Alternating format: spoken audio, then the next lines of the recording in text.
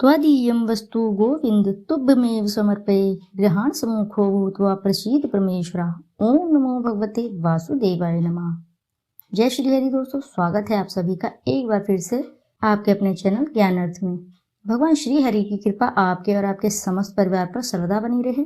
दोस्तों, आज की इस वीडियो में मैं बात करूंगी विजय एकादशी पूजा विधि और व्रत कथा और महत्व के बारे में। संपूर्ण जानकारी आपको एक ही वीडियो में मिल जाएगी, तो दोस्तों अंत तक जरूर बने रहे। विजय एकादशी हर साल फाल्गुन मास के कृष्ण पक्ष की एकादशी तिथि को मनाई जाती है। यह फाल्गुन मास मार्च का पहला एकादशी व्रत है। विजय एकादशी का व्रत रखने और भगवान विष्णु की पूजा करने से कार्यों में सफलता प्राप्त होती है। विजय एकादशी हर साल फाल्गुन मास के कृष्ण पक्ष की एकादशी तिथि को रखा जाता है। यह फाल्गुन और मार्च का पहला एकादशी व्रत है। विजय एकादशी का व्रत रखने और भगवान विष्णु की पूजा आराधना करने से कार्यों में सफलता प्राप्त होती है। यदि आपको किसी विशेष कार्य में सफलता प्राप्त करनी है तो विजय एकादशी का व्रत अवश्य ही रखना चाहिए। इस बार विजय एकादशी 6 और 7 मार्च दोनों ही दिन रहेगी। एकादशी तिथि प्रारंभ 6 मार्च को सुबह 6:30 से होगा और जो कि 7 मार्च को सुबह 4:13 पर समाप्त होगी। गृहस्थ जन 6 मार्च को और संत जन 7 मार्च को जय एकादशी का व्रत रखेंगे। आइए अब जान लेते हैं इसकी पूजा विधि क्या है। दशमी तिथि की रात को सात्विक भोजन करें और ब्रह्मचर्य का पालन करें और जहाँ पे आपके मंदिर में भगवान श्री हरि की प्रतिमा रखी है वहीं पर आप अपना आसन लगाएं और रात्रि को आप उसी आसन पर सो जाएं। एकादशी की तिथि सुबह सूर्य उदय से पहले उठें और स्नान करें और स्नान दर में आपको याद रहे स्नान जल में आप हमेशा गंगा जल का थोड़ा सा जल मिश्रित कर लें और उसके पश्चात ही आप स्नान करें। इस स्नान को पवित्र और शुभ माना जाता है। वैसे तो संभव हो तो आप किसी बहती धारा में या नदी में स्नान कर सकते हैं। यह बहुत ही पवित्र और शुभ स्नान माना जाता है, लेकिन संभव ना हो तो आप अपने घर में ही थोड़ा सा गंगा जल मिश्रित कर लें अपने स्नान जल में, तभी आप स्नान करें। फिर उसके पश्चात आप स्वच्छ वस्त्र धारण करें और पूजा स्थान को साफ करें। फिर इसके बाद भगवान विष्णु की मूर्ति स्थापित करें और दीप प्रज्वलित करें।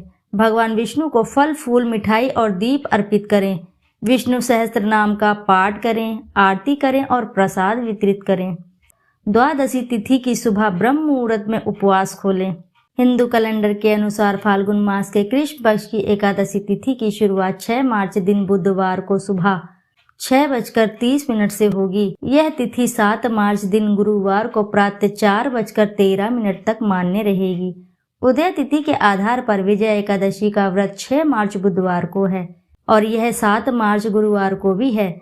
जो लोग 6 मार्च को विजय एकादशी का व्रत रखेंगे वे सूर्योदय के साथ ही भगवान श्री हरि की पूजा कर सकते हैं, क्योंकि उस समय से लाभ उन्नति मुहूर्त रहेगा। सुबह में जाप 6:41 से लेकर सुबह 9:37 के बीच कभी भी पूजा पाठ कर लें। वहीं जो लोग 7 मार्च को विजय एकादशी का व्रत रखेंगे वे सुबह में शुभ उत्तम मुहूर्त सुबह 6:40 से 8:08 तक के बीच में पूजा कर सकते हैं। एकादशी व्रत का महत्व क्या है ये भी मैं आपको बता देती हूँ।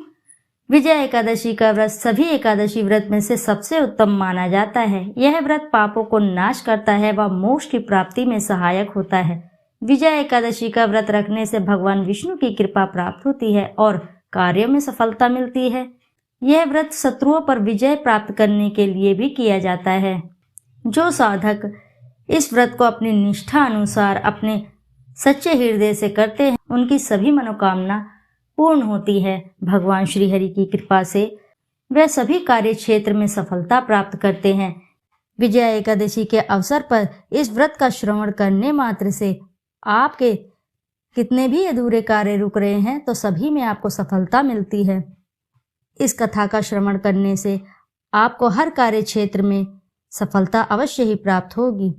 भगवान श्री हरि की कृपा से जो भी साधक सच्चे हृदय से इस कथा का श्रवण करता है, भगवान श्री हरि इस कथा को सुनाने वाले और सुनने वाले और हुंकारा भरने वाले के जीवन को भगवान खुशियों से भर देते हैं। दाम्पत्य जीवन सुखमय बन जाता है और अटल संपत्ति की प्राप्ति होती है। तो भक्तों, कथा को बीच में ही ना छोड़ें, अन्यथा आप श्री हरि की कृपा से वंचित रह जाएंगे। तो आइए श्रवण करते हैं विजय एकादशी व्रत कथा का।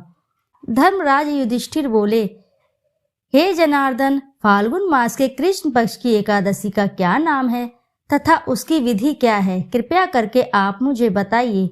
श्री भगवान बोले, हे राजन, फाल्गुन मास के कृष्ण पक्ष की एकादशी का नाम विजय एकादशी है। इसके व्रत के प्रभाव से मनुष्य को विजय प्राप्त होता है। यह सब व्रतों से उत्तम व्रत है। इस विजय एकादशी के महात्म्य के श्रवण व पठन से समस्त पाप नाश को प्राप्त हो जाते हैं।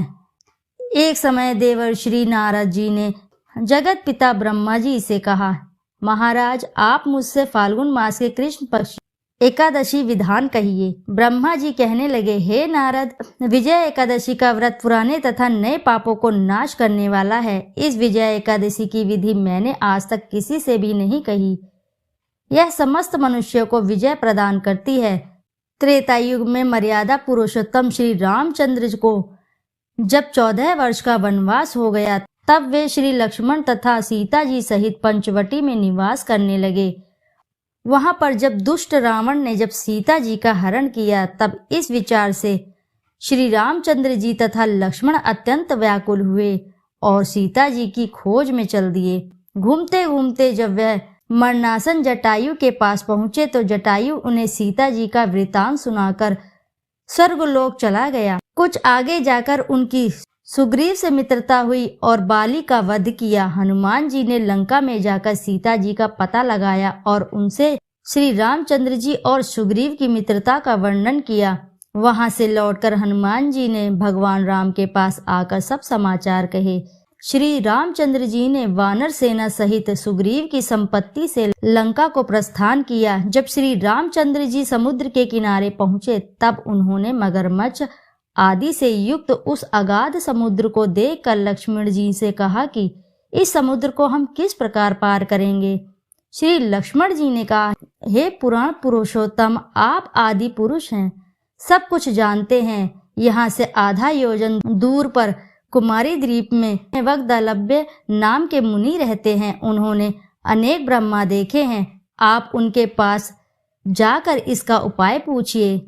लक्ष्मण जी के इस प्रकार के वचन सुनकर श्री रामचंद्र जी वग्दलभ्य ऋषि के पास पहुंच गए और उनको प्रणाम करके बैठ गए। मुनि ने भी उनको मनुष्य के रूप धारण किए हुए पुराण पुरुषोत्तम समझकर उनसे पूछा कि हे राम, आपका आना कैसे हुआ? रामचंद्र जी कहने लगे कि हे ऋषि, मैं अपनी सेना सहित यहाँ आया हूँ। मैं राक्षसों को जीतने के लिए लंका जा रहा हूँ। आप कृपा करके समुद्र पार करने का कोई उपाय बतलाइए। मैं इसी कारण आपके पास आया हूँ। वग्दलभ्य ऋषि बोले, हे राम, फाल्गुन मास के कृष्ण पक्ष की एकादशी का उत्तम व्रत करने से निश्चय ही आपकी विजय होगी। साथ ही आप समुद्र भी अवश्य ही पार कर लेंगे। इस व्रत की विधि यह है कि दशमी के दिन स्वर्ण, चांदी, तांबा या मिट्टी का एक घड़ा बनाएं। उस घड़े को जल से भरकर तथा 5 पल्लव रख वेदिका पर स्थापित करें। उस घड़े के नीचे सतंजा और ऊपर जौ रखें। उस पर श्री नारायण भगवान की स्वर्ण की मूर्ति स्थापित करें। एकादशी के दिन स्नान आदि से निवृत्त होकर धूप, दीप, नैवेद्य, नारियल आदि से भगवान की पूजा करें। तत्पश्चात घड़े के सामने बैठकर दिन व्यतीत करें और रात्रि को भी उसी प्रकार बैठे रहकर जागरण करें। द्वादशी के दिन नित्य नियम से निवृत्त होकर उस घड़े को ब्राह्मण को दे दें। हे राम, यदि तुम भी इस व्रत को सेनापतियों सहित करोगे तो तुम्हारी विजय अवश्य ही होगी। श्री रामचंद्र जी ने ऋषि के कथन अनुसार इस व्रत को किया और इसके प्रभाव से दैत्य पर विजय पाई। अतः हे राजन, जो कोई मनुष्य विधि पूर्वक इस व्रत को करेगा, दोनों लोकों में उसकी अवश्य ही विजय होगी। श्री ब्रह्मा जी ने नारद जी से कहा कि हे पुत्र, जो कोई इस व्रत को महात्म्य को पढ़ता है या सुनता है, उसको वाजपेयी यज्ञ का फल प्राप्त होता है। तो बोलो जय श्री लक्ष्मी नारायण। तो दोस्तों आशा है कि आपको जानकारी से लाभ अवश्य ही प्राप्त होगा। यदि आपको वीडियो अच्छी लगी है तो वीडियो को जरूर लाइक करें और साथ ही चैनल को सब्सक्राइब करें और एक बार अपनी सच्ची श्रद्धा से कमेंट बॉक्स में जरूर लिख दें। जय श्री हरि, जय लक्ष्मी नारायण। फिर मिलते हैं आप, सब तक के लिए नमस्कार।